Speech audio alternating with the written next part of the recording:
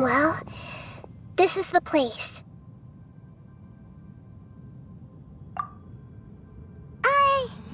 We're here to find Greater Lord Rukkhadevata, right? But the one standing over there is... Is that... me? She looks exactly like me. Are you Greater Lord Rukkhadevata? Yes, that's me. Are you surprised by my appearance?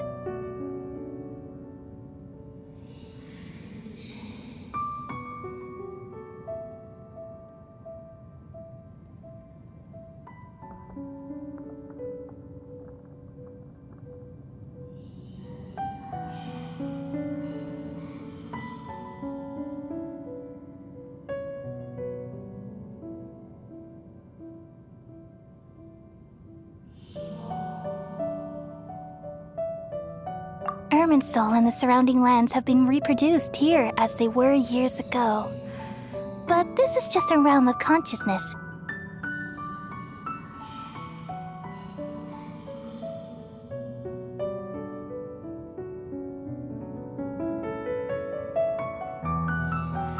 We are manifestations of the same nature, hence why we would appear exactly the same.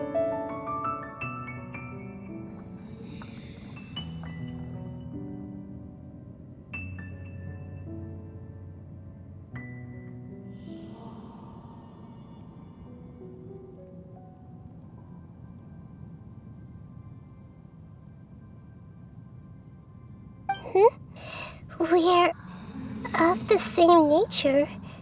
Why? Because you are me, and I am you.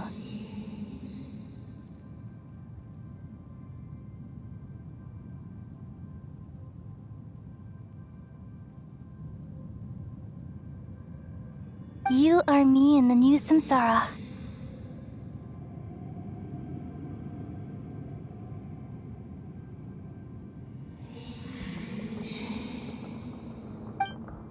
The new samsara?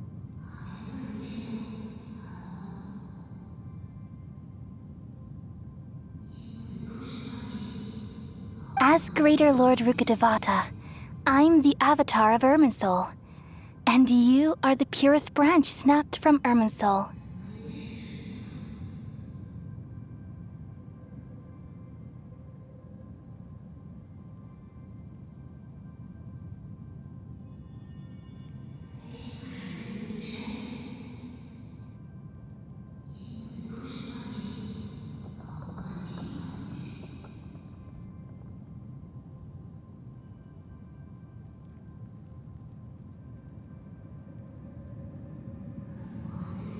Imagine it this way. Even if a tree dies, its branches will eventually take root and grow, continuing the tree's life in another form.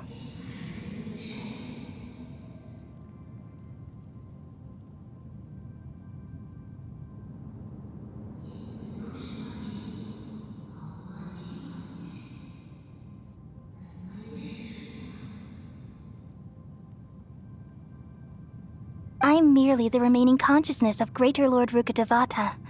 The real me has presumably died a long time ago.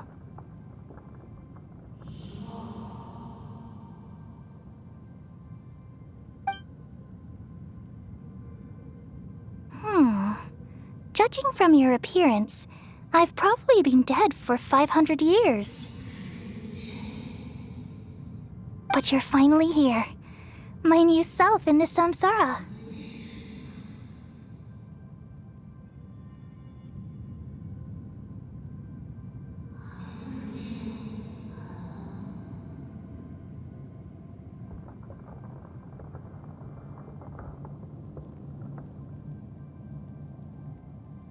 If this is true, then am I going to be a great Archon like you someday? Though we share the same nature, our fates are bound to be different. All things have their own fate.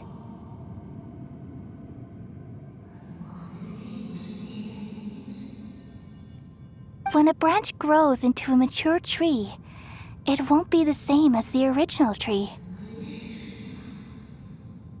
That's why fate is the ultimate knowledge, isn't it?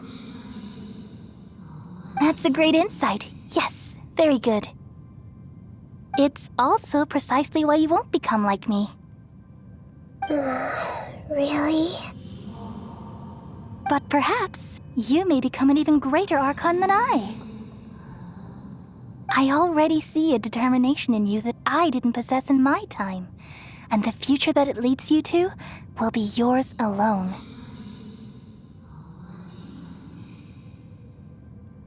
Along with the blessings from your past experiences.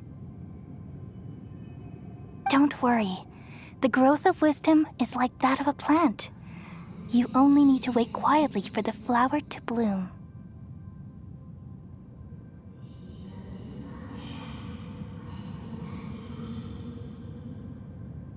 Come to think of it, the sages never had the faintest inkling of the meaning of wisdom.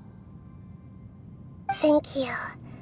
Nothing makes me happier than discovering that the Archon I always admired was in fact myself in another fate.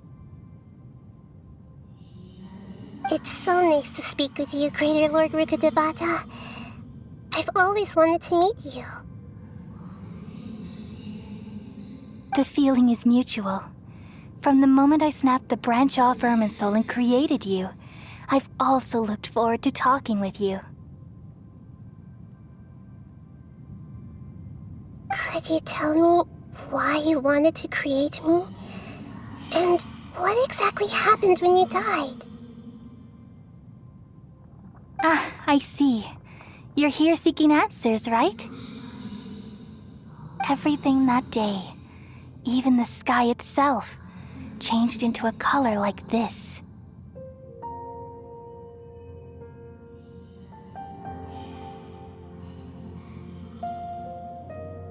At that time, the seven were all summoned to the nation of Conria.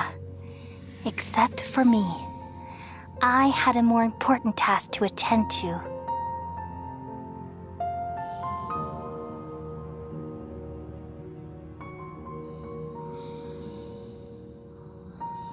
I had to protect Irminsul. The disaster occurred together with the pollution of forbidden knowledge. At that very moment, with my consciousness connected to Irminsul, I sensed something was wrong.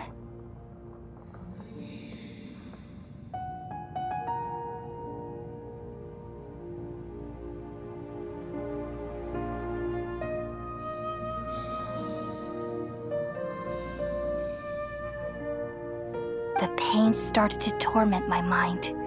By the time I reached Irminsul, it was already displaying signs of corruption. Had I not repelled the pollution of forbidden knowledge with King Deshret thousands of years ago, I might have felt even more hopeless and lost.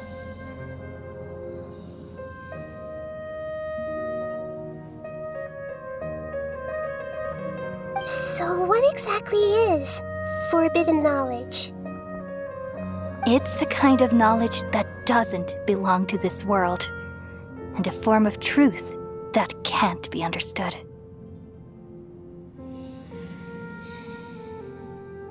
It came from the very bottom of the abyss. Even I could never understand it.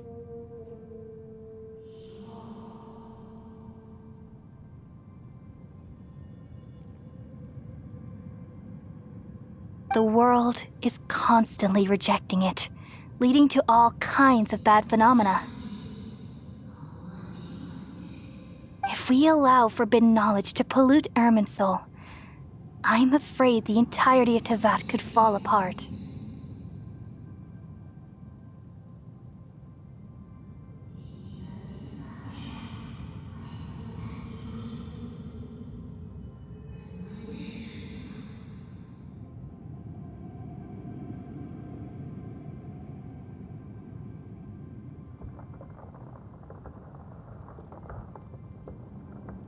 So, there's knowledge that even the God of Wisdom can't understand? At that time, I knew I couldn't repel the forbidden knowledge with my strength alone.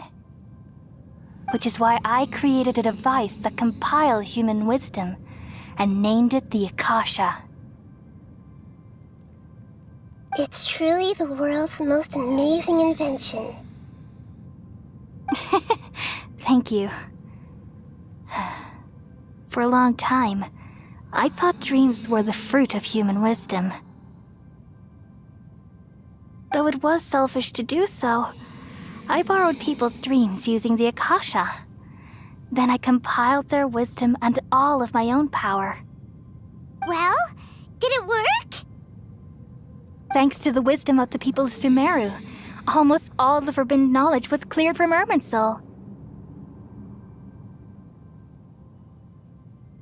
But things didn't go as smoothly as I thought. I had a terrible headache, which gave me an uneasy feeling. And then, I remembered that my consciousness was also connected with Irminsul. It brought me knowledge and wisdom, but vile corruption as well. From the very beginning, my existence had been polluted by the forbidden knowledge. Oh no. How could that happen? I've experienced that pain in your consciousness. It must have been a horrible experience. Yes, but my feelings weren't important. The important thing was that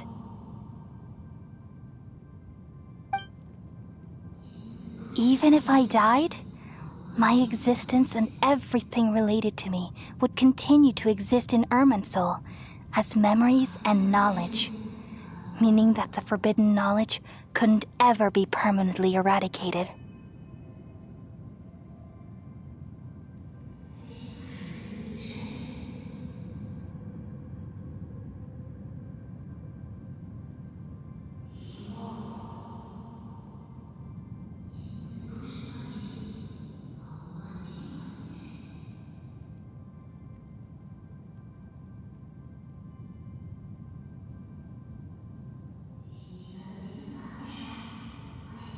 And there's no way for me to eliminate myself.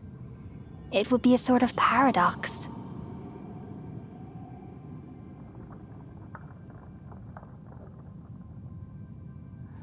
So, I took the purest branch of Irminsul as my incarnation in the next samsara and left a trail of clues.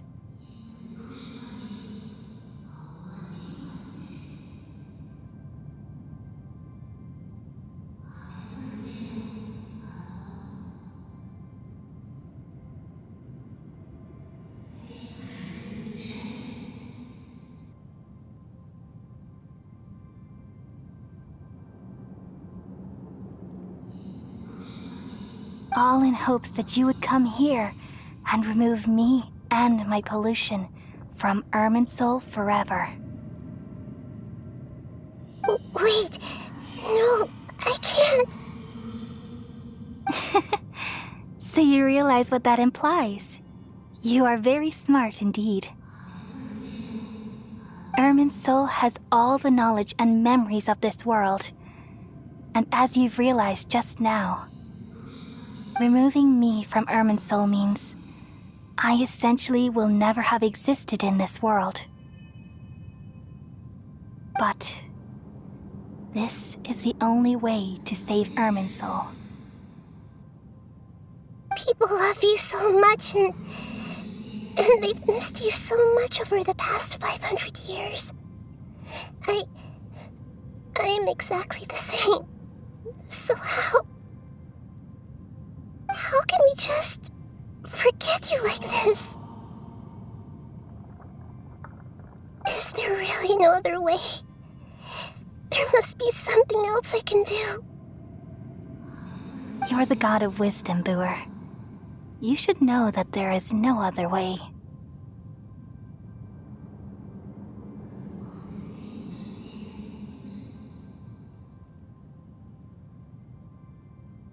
But this is so cruel. I don't want to forget you. No need to feel so sad, Boer. As someone who delights in wisdom, you should feel joy at finally finding the answer. These are the words in their entirety, the answer you've been seeking all along. Let the world completely forget me.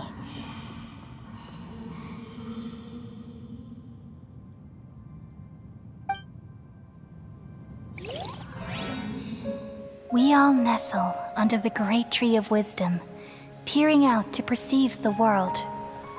From the earth and from the rain, we perceive its wonders until we become a white bird to perch atop a branch and finally snap off the most important leaf. Once upon a time, I alone dreamed in this world. In my dreams, everybody would also dream after they fell asleep. Wild and wonderful thoughts would emerge from their minds.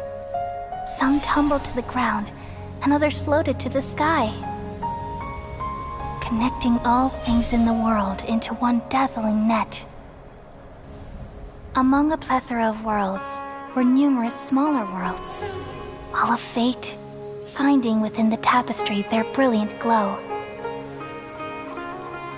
I gradually understood that these indescribable and constantly changing things are the most profound things in the world. Only they can completely repel the madness.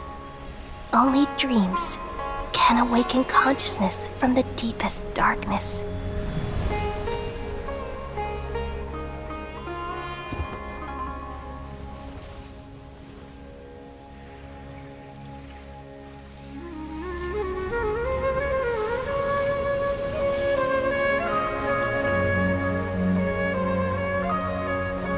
I'm the one who posed this question, yet also the one who sought a solution. Saving the world with the dreams of the people used to be my answer. And now, you've also found your own answer, and I shall return all the dreams to the people.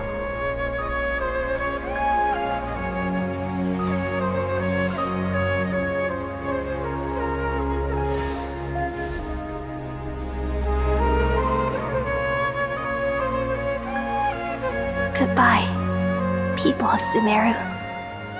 May you be blessed tonight with the sweetest of dreams.